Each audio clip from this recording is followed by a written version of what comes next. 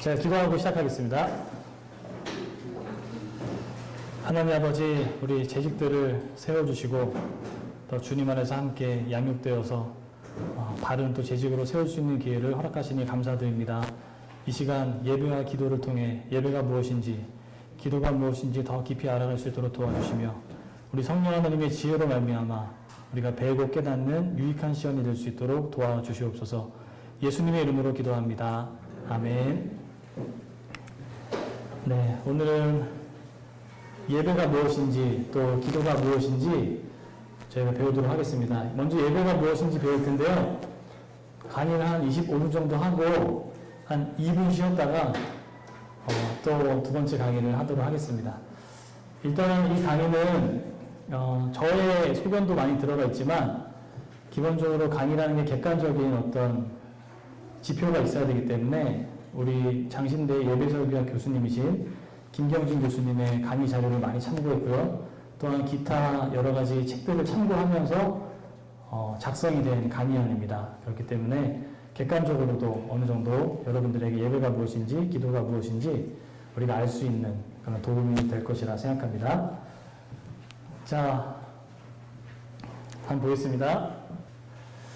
네, 먼저 예배를 보시면 예배가 언제부터 시작되는지 아시나요, 혹시?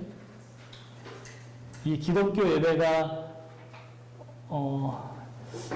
이제 이펙트가 들어있는 것 같은데? 하여튼 기독교 예배가 언제부터 시작이 되었을까요?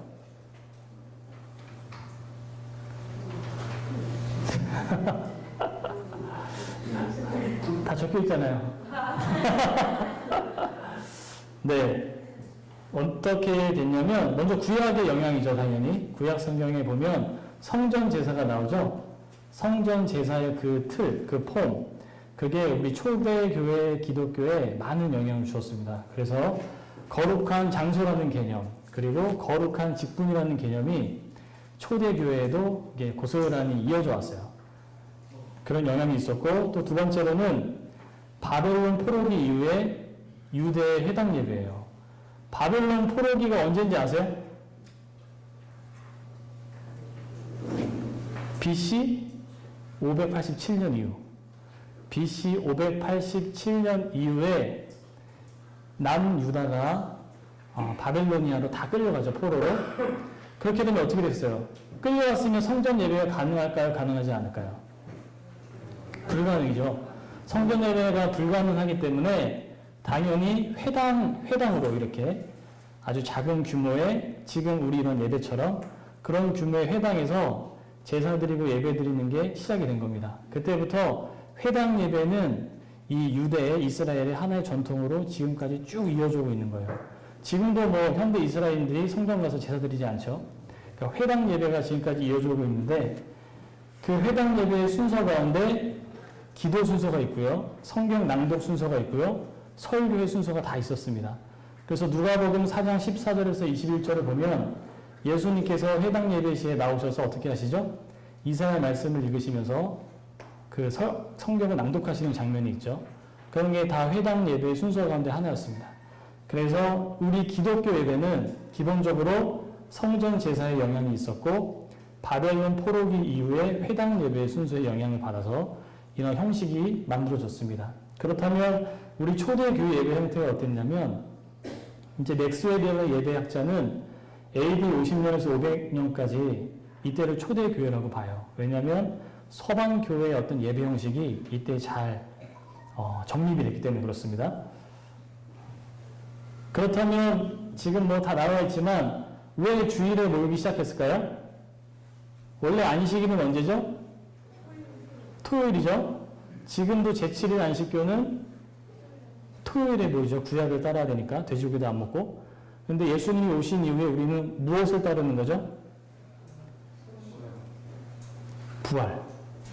금요일에 돌아가시고 3일 만에 부활하신 날이 언제요? 주일이기 때문에 우리는 그 부활을 기념하기 위해서 모이는 겁니다. 그래서 부활을 기념하여 한 주의 첫째 날 주일에 모이기 시작했던 게 초대교회의 전통이고, 그리고 초기 성찬 예배는 성금요일의 사건에 집중이 안 돼 있었어요. 지금은 우리가 성금요일이나 뭐 부활절 되기 전에 굉장히 뭔가 죄에 대해서 깊이 생각하지만 처음부터 그런 전통이 아니었습니다. 초대교회 전통은 기쁨과 감사의 예식이었어요.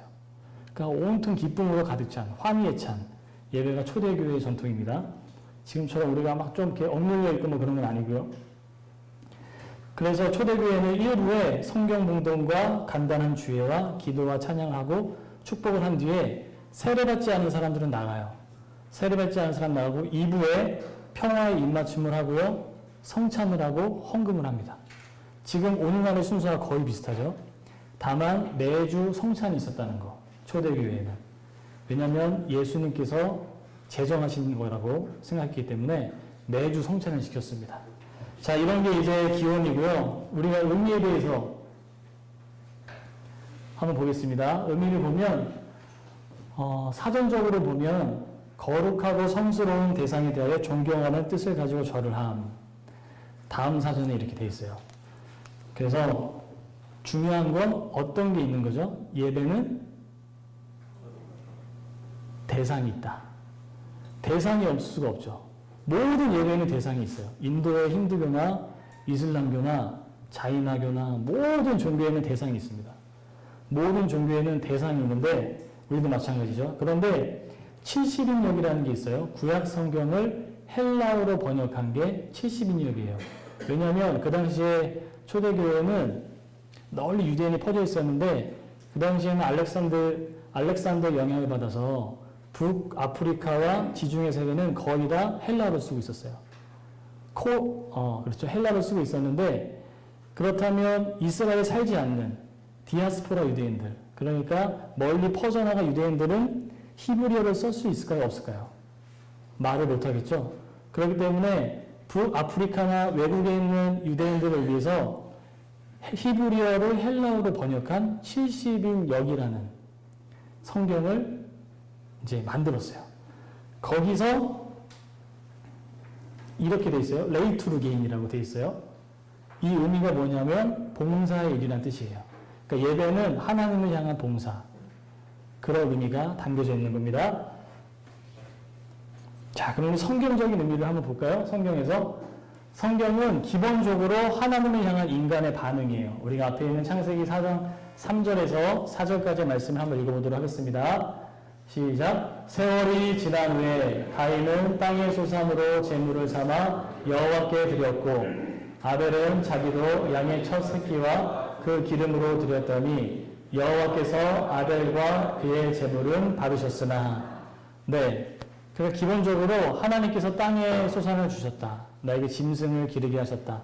모든 것들은 하나님께로부터 왔다라는 거기에 대한 반응으로서 예배를 드린 겁니다. 그리고 다음 보면 시편 117편 읽어보겠습니다. 시작. 너희 모든 나라들아 여호와를 찬양하며 너희 모든 백성들아 그를 찬송할지어다. 우리에게 향하신 여호와의 인자하심이 크시고 여호와의 진실하심이 영원함이로다. 할렐루야. 그러니까 하나님의 그 진실하심과 인자하심을 생각할 때 감사가 나오고 고백이 나오고 어떤 주님께 우리의 반응으로서 우리를 인도하신 하나님에 대한 반응으로서 예배를 드리는 거죠. 그게 첫 번째고요. 두 번째가 중보자입니다. 요한복음 2장 19절입니다. 함께 읽겠습니다. 예수께서 대답하여 이르시되 너희가 이 성전을 헐라 내가 사흘 만에. 네.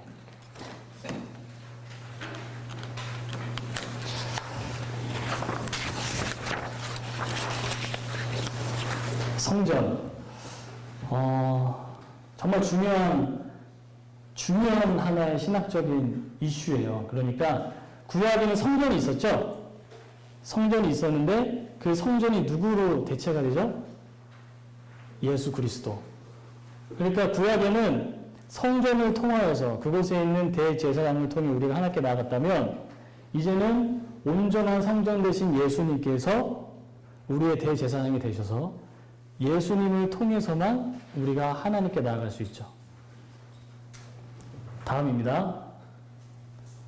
네, 이 말씀 한번 읽겠습니다. 시작. 그리스도께서는 장래의 좋은 일의 대제사장으로 오사 손으로 짓지 아니한 것 곧 이 창조에 속하지 아니한 더 크고 온전한 장막으로 말미암아 염소와 송아지의 피로 하지 아니하고 오직 자기의 피로 영원한 속죄를 이루사 단번에 성소로 들어가셨느니라. 네, 너무 잘 아시는 말씀이죠. 충분히 이해가 가능하고 예수님을 통해서만 우리 예배할 수 있다는 거, 그게 가장 큰 핵심이라고 할 수 있습니다. 그리고 세 번째, 삶의 예배입니다. 예배의 의미 중에 하나는 삶의 예배예요. 우리가 말씀을 읽겠습니다. 너희는 너희가 하나님의 성전인 것과 하나님의 성령이 너희 안에 계시는 것을 알지 못하느냐. 이제 성령의 개념이 누구에게로 확장이 됐죠? 우리 자신에게로 확장이 되는 거예요. 그러니까 구약부터 이르면 성전 안에서만 하나님을 만나다가 예수 그리스도를 만나다가 이제 예수 그리스도 안에서 성전된 우리가 누구든지 어떤 공간과 제약에 상관없이 하나님께 나아갈 수 있는 거죠. 근데 그게 중요한 게 뭐냐면 삶의 예배인 거예요. 이 다음 말씀 읽겠습니다. 그러므로 형제들아 내가 하나님의 모든 자비하심으로 너희를 권하노니 너희 몸을 하나님이 기뻐하시는 거룩한 산 제물로 드리라. 이는 너희가 드릴 영적 예배니라. 무슨 예배요? 영적 예배요. 우리를 지금 브리타우동 재단 위에 드리라는 얘기인가요? 아니죠. 우리의 모든 삶이 바로 영적 예배라는 거예요. 여러분들이 직장에 있을 때나 가정에 있을 때나 교회 우리 예배당 안에 있을 때나 그 어떤 차이도 어떤 구별도 없이 모든 순간이 그리스도 안에서 예배가 된다는 의미입니다. 그것이 바로 영적 예배라는 의미를 하고 있습니다. 그래서 강의안을 보시면 네모칸 안에 삶의 예배 아래 네모칸 안에 글이 하나 있어요. 우리 한번 읽어보도록 하겠습니다. 함께 모여 드리는 예배는 사실 좁은 의미의 예배라 할 수 있습니다. 예배 의식은 우리의 전 삶이 녹아 들어가 있는 삶의 축소판입니다. 네. 그러니까 지금 우리가 이 예배 의식이라고 하는데 영어로 하면 워십 서비스거든요. 그러니까 우리가 지금 함께 모여서 드리는 예배는요, 예배 의식이라고 보시면 돼요. 공동체로 모여서 우리의 모든 삶이 그 순서마다 녹아 들어가져 있는 거예요. 찬양과 감사, 참회, 대표기도, 중보, 모든 게 말씀, 우리 삶이 녹아 들어져 있는 게 예배이기 때문에 우리 전체 삶을 봤을 때는 함께 모여드릴 예배는 사실은 하나의 좁은 의미라고 볼 수 있죠. 더 큰 의미는 우리의 모든 삶, 모든 삶을 통해서 예배하는 것, 그게 진정한 예배의 의미라고 할 수 있습니다. 자, 결론입니다. 그럼 인간은 어떻게 하나님께 나아갈 수 있는가? 자, 어떻게 나아갈 수 있습니까?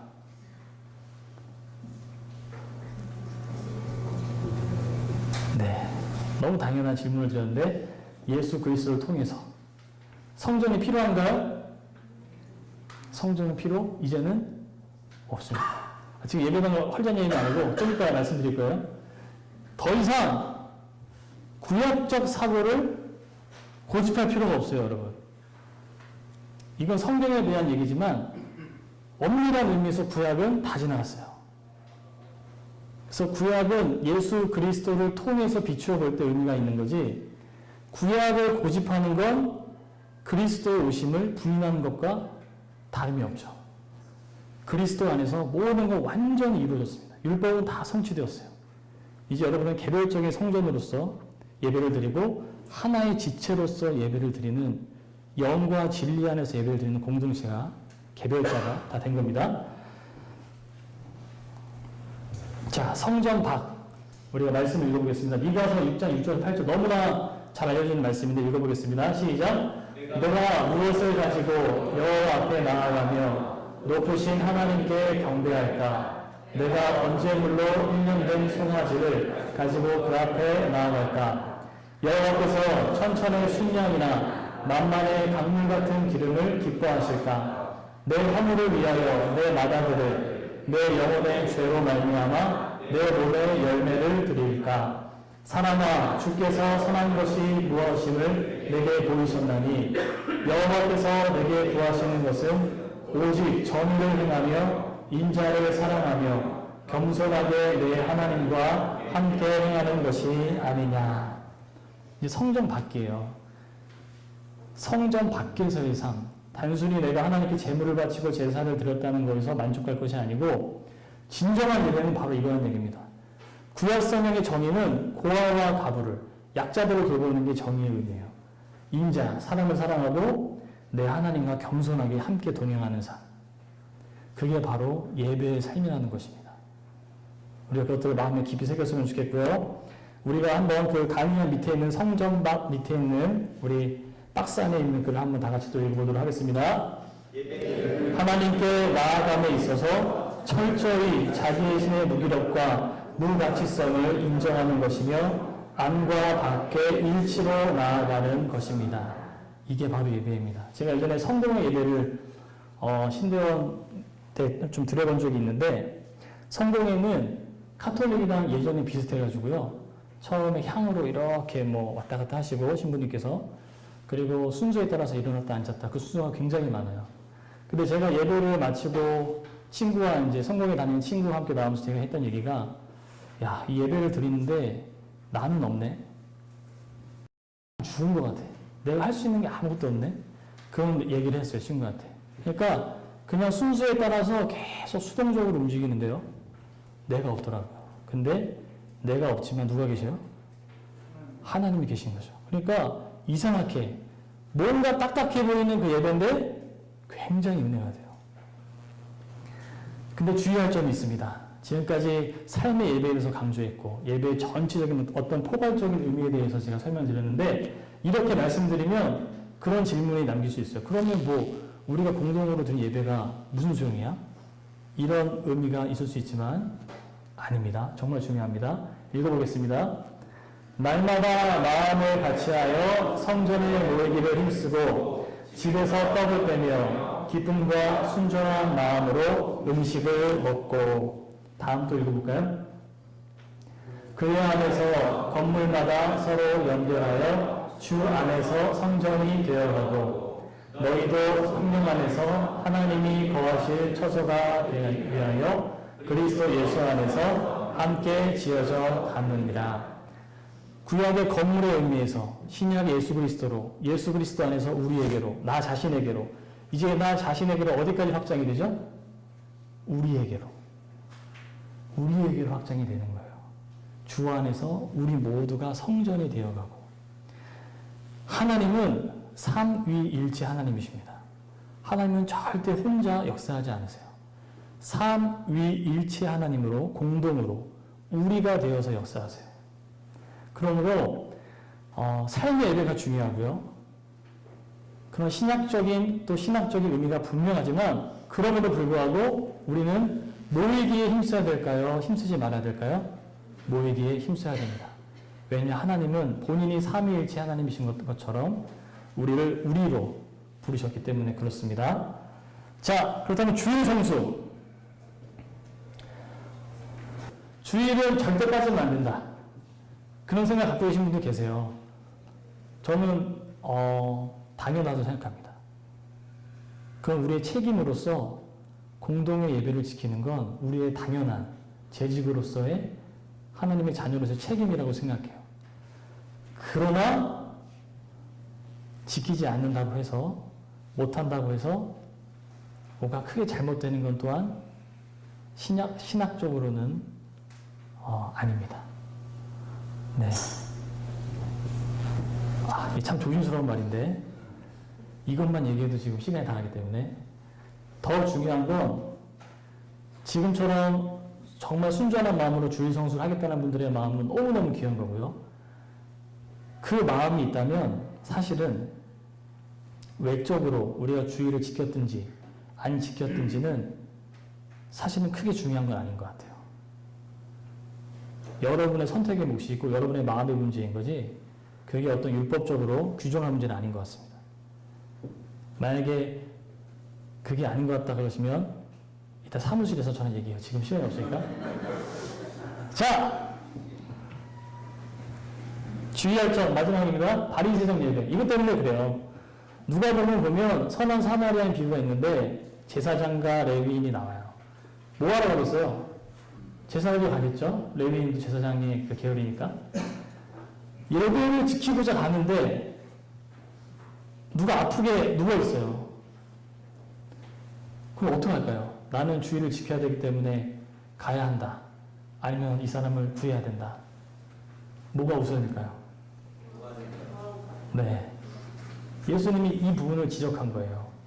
그러니까 우리가 온전한 마음으로 주의를 성수하는 건 너무 귀한 마음이지만 행여 무조건 주의를 지켜야 되기 때문에 누군가의 마음이 아파하고 있다면, 무조건 지켜야 하기 때문에 내 옆에 있는 사람이 상처가 되고 있다면, 그때는요 옆에 있는 사람을 배려하는 게 맞다고 생각합니다. 그게 주님의 뜻이라고 저는 믿어요. 이건 제 생각이에요. 네. 제 소견도 있다고 그랬죠, 처음에. 네. 왜냐하면 예수님께서도 너희들이 성전에 나올 때 서로 다투면 어떻게 하라고 그러셨죠? 화해하고 하라. 그게 원리가 굉장히 중요합니다. 그러니까 모든 게 다툼이고 상처가 있고 내 옆에 있는 사람이 괴로워하는데 나는 가서 예배드리면 돼. 그 마음을 주님이 기뻐하실 리가 없죠. 그러니까 아까 얘기했던 바로 그 삶의 예배. 모든 게 안팎밖에 일치가 되는 예배. 지금은 그런 갈등이 있을지라도 끊임없이 그 일치로 계속 우리가 나아가고자 하는 그 노력. 안과 밖의 일치. 그게 바로 진정한 예배라는 겁니다. 이제 기도를 보겠습니다. 기도를 보면 우리 강의안을 보시면 박스 안에 글을 하나 제가 썼는데 아브라함 요수아 헷셀이라는 분이에요. 이분은 유대 사상가입니다. 유대 사상가시고 마틴 루터 킹 목사님과 흑인 차별을 철폐하기 위해서 또 운동도 같이 하시고 제가 볼 때 현대의 가장 중요한 사상가 중에 한 명이라고 생각하는데 이분이 기도에 대한 글이 정말 기가 막힌 글이 많아서 오늘 기도에는 간간히 이분의 글을 인용했거든요. 우리가 한번 잘 보이실지 모르겠지만 한번 우리가 박스 안에 있는 글을 먼저 읽어보도록 하겠습니다. 우리는 기도를 거부하지 않는다. 우리가 기도의 문을 들어서려 할 때 단지 우리의 혀가 묶여 있으며 우리의 마음에 생기가 없고 우리의 내면의 눈이 침침하다고 느낄 따름이다. 우리는 기도를 거부하는 것이 아니라 기도를 삼간다. 경이감에 고동치는 소리에 귀를 기울인 주장을 삼가고 침묵할 만한 가치가 있지 않은다. 왜 우리는 고요함에 맡김으로써 하나님께 헌신하기 위해 하루에 1시간을 따로 떼어놓지 않는가? 우리는 신비의 가장자리에 살면서도 신비를 무시하고 우리의 영혼을 낭비하며 우리의 인생에서 제일 중요한 하나님과의 관계를 위태롭게 만든다. 우리는 끝없이 우리 내면의 빛을 그분으로부터 멀어지게 만들어 그분과 우리의 변덕스러운 이성 사이를 이미 뒤덮고 있는 어두움을 더욱 어둡게 만든다. 추측을 교리로 받아들이며 편견을 해결책으로 받아들임으로써 우리는 생명의 증거를 우습게 여겨 생명 이상에 대해서는 생각할 엄두도 내지 못한다. 우리의 마음은 경의에 대해 더 이상 예민하지 않게 되었다. 생존에 대한 염려들에 잠겨버려 우리의 개인적인 운명보다 더 중요한 것에 대해 헌신할 능력을 상실한 채 우리는 운명이 무엇인지 인생이 무엇인지에 대해 바라볼 시각을 잃어버렸다. 야심을 향해서만 신바람 나서 달려가기 때문에 우리가 정신을 차리게 되는 것은 오직 공포나 비통함에 빠져들 때뿐이다. 그 어둠 속에서 우리는 위로와 의미와 기도를 찾기 위해 손을 더듬는다. 공감이 되시나요? 네. 이 기도의 경위, 기도의 신비를 우리가 많은 부분 또 잃고 살아갈 수밖에 없는 현실인데 우리가 기도에 대해서 먼저 알아보겠습니다. 사전적으로는 신이나 절대적 존재에게 바라는 바가 이루어지기를 빔. 다음 사전에 이렇게 되어 있습니다. 신이나 절대적 존재에게 바라는 바가 이루어지기를 빔. 그렇다면 성경은 어떻게 얘기할까요? 중재하다. 민수기 12장 2절에 보면 모세가 백성들을 중재하는 장면이 나와요. 그럴 때 쓰는 말이 바로 기도, 중재하다고요. 또 사무엘상 1장 12절에서 한나가 그 흐느끼면서 구하는 장면, 그때는 빌다 구하다라는 뜻이에요. 그리고 시편 5편 3절에서 주님이 내 기도를 들으십니다 할 때는 제사할 때 재물을 나열하다 그런 의미예요. 그러니까 정돈하다, 배열하다. 그러니까 기도를 통해서 우리의 내면이 정돈되어지고 그러니까 우리의 상황이 정돈되어지는 것들을 경험하는 게 바로 기도를 할 수 있고요. 마지막 요한삼서 1장 2절에서는 구하다, 원하다 이런 뜻이 있어요. 이게 기도의 의미라고 할 수 있습니다. 자, 그러면 기도의 대표의 형태로 우리가 하면 될 텐데요. 먼저 주의 기도입니다. 주의 기도를 우리가 같이 한번 외워보겠습니다. 시작. 못 오세요? 가만히 생각하고 갑자기 한 번씩 테스트 해야 될 것 같은데? 창원 형제 한번. 자, 다 같이 한번 다시 해보겠습니다. 시작. 하늘에 계신 우리 아버지의 이름을 거룩하게. 스톱! 네. 이게 첫째 단락인데, 첫째 단락은 무슨 단락이죠? 보시면, 네, 찬양과 영광. 먼저 하나님께 찬양과 영광을 올려드리는 거예요. 그리고 둘째 단락은 읽어보겠습니다. 시작. 처음부터 다시 시작. 하늘에 계신 우리 아버지의 이름을 거룩하게 하시며, 아버지의 나라가 오게 하시며, 아버지의 뜻이 하늘에서와 같이 땅에서도 이루어지게 하소서. 아멘. 네, 오동환 씨는 마스크를 쓰고 계셔서 안 보이네요. 자, 두 번째 단락입니다. 뭐죠? 하나님의 뜻을 구하는 기도. 그러니까 하나님의 뜻을 먼저 구하는 거예요. 기도를 통해. 자, 세 번째 단락. 하늘에 계신 우리 아버지의 이름을 거룩하게 하시며 아버지의 나라가 오게 하시며 아버지의 뜻이 하늘에서와 같이 땅에서도 이루어지게 하소서. 오늘 우리에게 일용할 양식을 주시고. 여기까지. 뭘 달라 그래요 지금? 일용할 양식을 주세요. 여러분의 생업을 위해서 기도하는 건 낮은 수준의 기도가 아니에요. 주님이 명하신 기도입니다. 여러분 생업이 안 될 때, 힘들 때, 꼬일 때, 모든 게 문제가 생길 때 생업에 열심히 기도하세요. 왜냐하면 일용할 양식을 구하라 말씀하셨기 때문에. 중요한 건 무슨 양식? 일용할 양식. 하나님은 꼭 이렇게 좀 그냥 한 10년치 구해라 이러실 것 같은데 하루 먹고 살 것만 구하래요. 왜냐하면 우리가 연약한 사람인 걸 너무 아시기 때문에. 욕심낼 거 아시니까. 욕망에 사로잡혀서 주님의 뜻을 저버릴 거 아시기 때문에 하루 먹고 살 거 있으면 됐다. 그거는 내가 채워줄게. 약속하시는 겁니다. 일용할 양식을 주시옵고 우리가 우리에게 잘못한 사람을 용서하여 준 것 같이 용서하여 주시고. 아까 예배에 대해서 말씀드렸죠. 마찬가지 원리가 담겨 있어요. 먼저 뭐예요?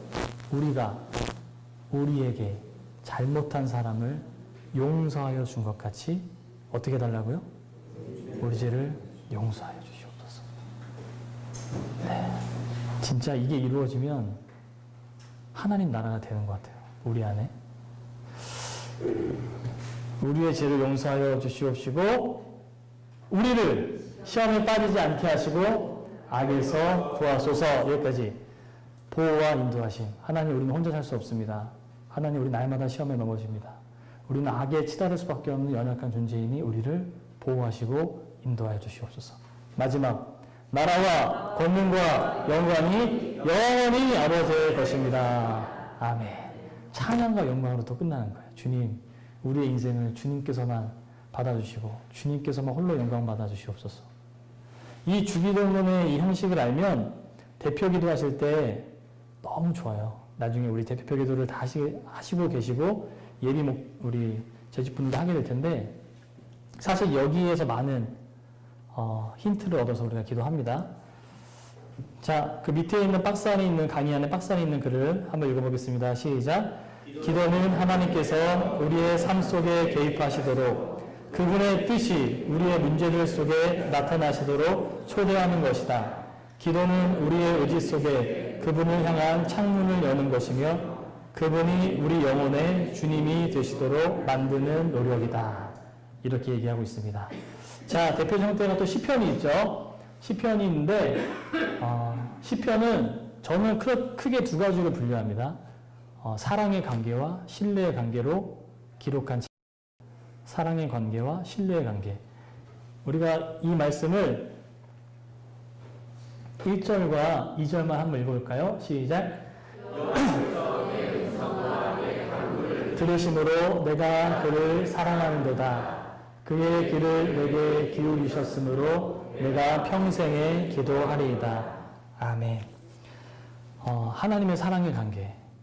근데 하나님의 사랑은 우리와는 비교할 수 없죠. 우리는 때로는 자격지심 때문에 내가 이런 사람인데 기도할 수 있을까? 그러나 그럴 때일수록 기도해야죠. 하나님이 우리를 끊임없이 받아주시고 내가 너를 사랑한다. 너가 비록 그렇지만 그래도 너를 사랑한다. 말씀하시는 분이기 때문에 이 사랑의 관계를 의심치 마시고 우리가 끊임없이 기도로 나아가는 겁니다. 두 번째는 신뢰의 관계인데요. 말씀 적혀 있지 않지만 저주 시편이에요. 이 사람을 쳐주시고 죽여주시고 뭐 그런 시편도 있잖아요. 그 나라의 그 아기들을 매달아서 때려 죽이시고 이거 어떻게 해석하세요, 여러분? 그냥 남편과 아내가 싸울 때 생각하시면 돼요. 이런 다 얘기하잖아요. 너무 화가 날 때. 그렇지 않고 살아계신 분들도 많겠지만. 그러니까 다 쏟아내는 거죠. 근데 이런 시편의 꼭 끝은 거의 대부분 그러나 주님이 저를 돌보아 계심을 믿고 하나님께 감사드립니다. 그런 거예요. 그러니까 신뢰의 관계인 거예요. 우리는 가끔 우리의 언어를 좀 이따도 얘기하겠지만 우리의 언어를 되게 스스로 거룩하게 하나님께 기도할 수 있다고 생각해요. 하나님 아버지 오늘 진짜 짜증났어요. 이러면 하나님 너무 마음이 상해서 고치고 기도하다가 근데 그냥 얘기하는 거예요. 하나님 정말 짜증났고요. 그 집사님 때문에 내가 진짜 미쳐버릴 것 같습니다. 진짜 왜 좀 이런 거 있죠. 좀 왜 하나님께 온갖 얘기 다 할 수 있는 거예요. 그러면 하나님이 아무것도 염려하지 말고 오직 모든 일에 기도와 간구로 너희 구할 것을 감사함을 하나님께 아뢰면 내가 너의 필요를 채워줄게 그러지 않아요? 지금 뭐라 그러셨어요?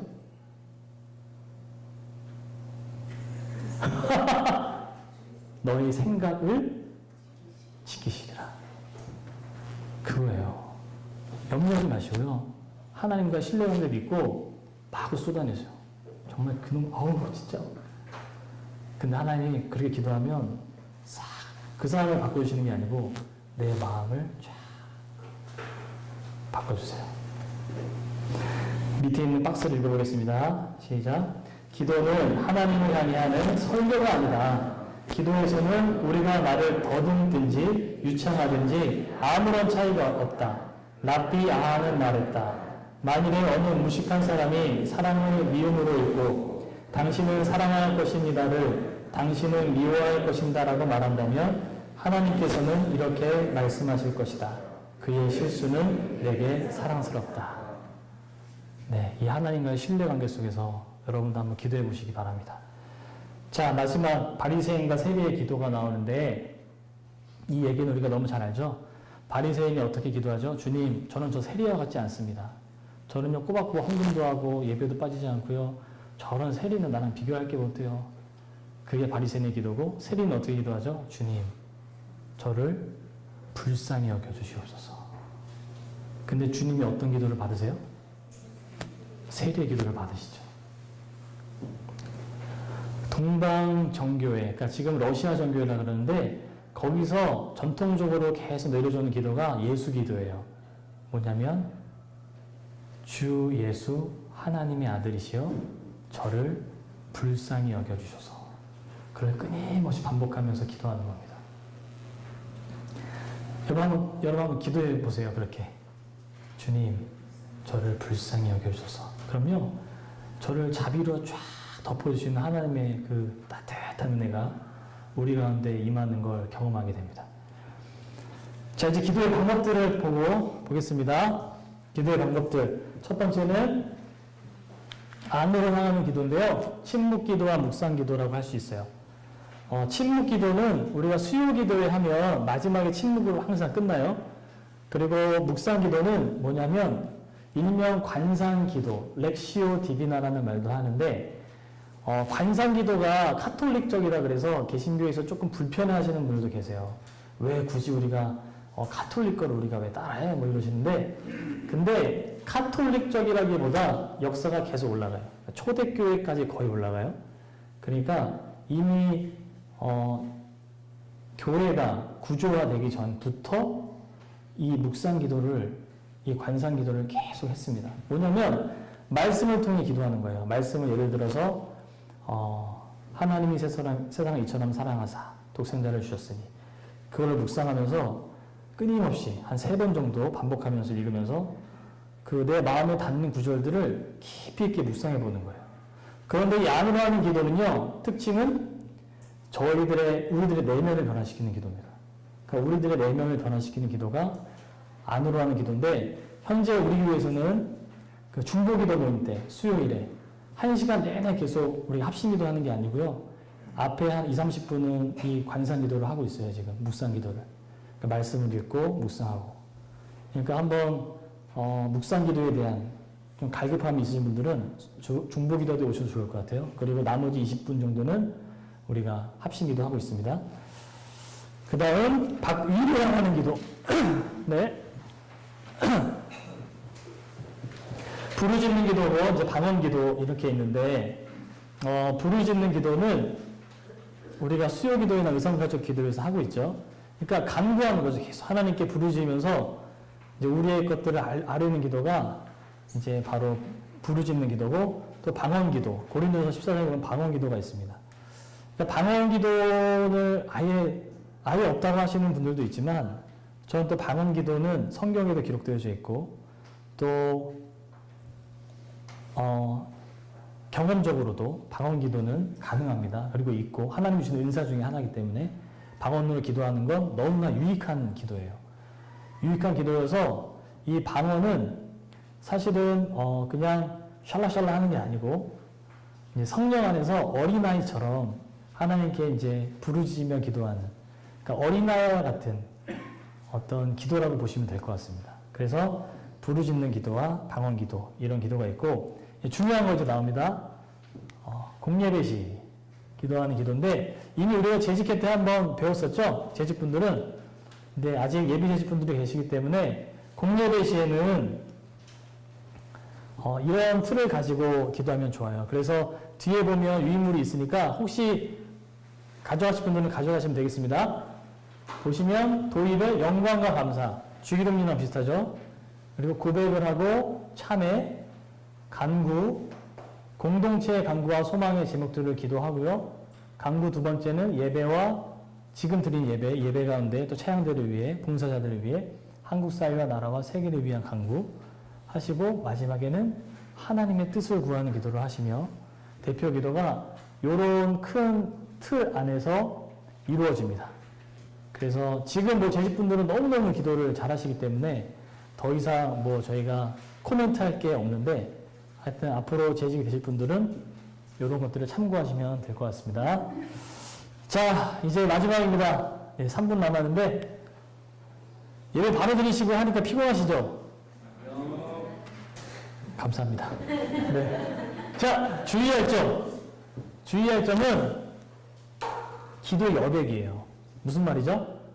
기도를 매일 하는 것도 중요하지만 하나님이 나의 기도를 어떻게 일하실지를 한번 지켜보는 것도 참 좋아요. 그러니까 하나님은요, 중언부언하지 말라 그러셨거든요. 그러니까 이게 영어로 하면 버블링이고요. 그러니까 헬라어로 보면 그런 거예요. 했던 말 또 한다. 했던 말 또 하는 거예요. 하나님 아버지, 서울대 합격하게 해주시고, 서울대 합격하게 해주시고, 서울대! 그런 거 있잖아. 그냥 하나님, 우리 아들 서울대에 보내면 너무 좋겠습니다. 끝. 하나님 알아서 하시겠죠. 아니면 말고, 안 가면 말고. 그러니까, 우리가 중언부언하고 버블링, 이렇게 하는 이유는 하나님이 불안해서 그래요? 여러분이 불안해서 그래요? 여러분이 불안하니까 그렇지. 하나님은 안 불안하세요. 여러분만 불안하시지. 그러니까 하나님은 한 번 들으시면 오케이, 접수. 이제 내가 알아서 해줄게. 되든지 안 되든지. 그러니까 이 여백, 기도 여백을 한번 더 보는 것도 하나님이 지금 이렇게 움직이고 계시는구나를 볼 수 있고요. 분별과 판단. 예전에 저희 모교회에서 예언 기도를 하신다고 막 성도들 사이 가서 그때는 제가 아직 사역하기 전이니까 저한테 우리 형제님은 이런 사람 만날 거예요.